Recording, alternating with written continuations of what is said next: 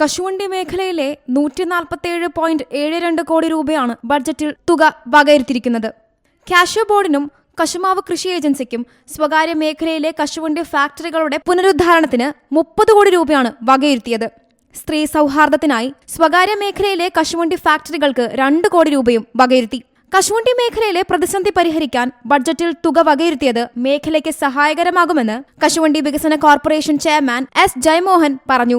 സംസ്ഥാന സർക്കാരാകട്ടെ ഏറ്റവും വലിയ പ്രാധാന്യം സാമ്പത്തിക പ്രതിസന്ധികളൊക്കെ ഉണ്ട് എന്ന് ഉള്ളത് വസ്തുതയാണെങ്കിലും കശുവണ്ടി മേഖലയെ കൈയഴിച്ച് സഹായിക്കുന്ന ഒരു നിലപാട് സംസ്ഥാന ബഡ്ജറ്റിലൂടെ കാണാൻ കഴിയും.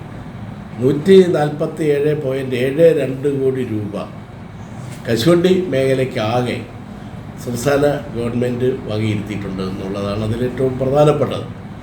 അതിലൊന്ന് കശുവണ്ടി വിദേശ രാജ്യങ്ങളിൽ നിന്നും അതേപോലെ തന്നെ ഇപ്പോൾ ചരിത്രത്തിലാദ്യമായി ഇന്ത്യയിലെ ഇതര സംസ്ഥാനങ്ങളിൽ ഉൽപ്പാദിപ്പിക്കുന്ന കശുവണ്ടി കൂടി ഈ ടെൻഡറിലൂടെ വാങ്ങുക എന്നൊരു നിലപാടിലേക്ക് കശുവണ്ടി വ്യവസായത്തെ പരിപോഷിപ്പിക്കുന്നതിന് വേണ്ടി രൂപീകരിച്ചിട്ടുള്ള കാഷ്യൂ ബോർഡ് ഒരു തീരുമാനമെടുക്കുകയും ഇപ്പോൾ നാടൻ തോട്ടണ്ടി അത് ഇന്ത്യക്കകത്തുള്ള എല്ലാ തോട്ടണ്ടിയും വാങ്ങാൻ വേണ്ടി തീരുമാനിച്ചു.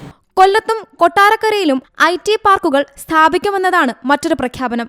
കൊല്ലം കോർപ്പറേഷന്റെ പരിധിയിലുള്ള കുരീപ്പുഴയിലാണ് IT പാർക്ക് സ്ഥാപിക്കുക. ശ്രീനാരായണ ഗുരു ഓപ്പൺ സർവകലാശാലയ്ക്ക് 30 കോടി രൂപയും ബഡ്ജറ്റിൽ തുക വകയിരുത്തി. കൊട്ടാരക്കര ഗണപതി ക്ഷേത്രത്തോട് ചേർന്നുള്ള പിൽഗ്രിം ഹൌസിനും അമിനിറ്റി സെന്ററിനും 5 കോടി രൂപയും, ശാസ്താംകോട്ട ടൂറിസം പദ്ധതിക്ക് 1 കോടി രൂപയും, വിഴിഞ്ഞം കൊല്ലം പുനലൂർ വ്യാവസായിക ഇടനാഴിക്ക് 1000 കോടി രൂപയും വകയിരുത്തിയിട്ടുണ്ട്.